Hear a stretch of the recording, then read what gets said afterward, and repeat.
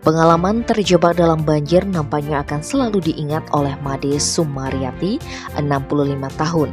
Pengayah di Pura Taman Beji Denpasar ini terlambat melipir keluar setelah air Tukat Badung meluap ketika wilayah Denpasar dan Bali pada umumnya diguyur hujan lebat pada Kamis 13 April mulai pagi hingga siang.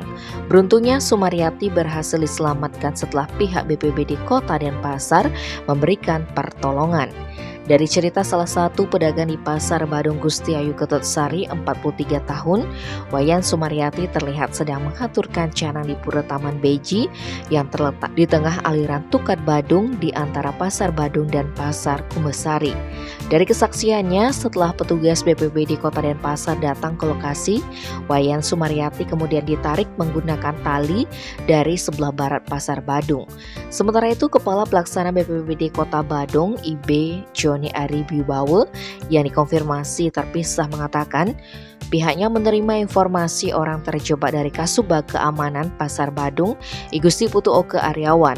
Laporan tersebut diterimanya sekitar pukul 11:30 WITA. Tim Bali Express melaporkan.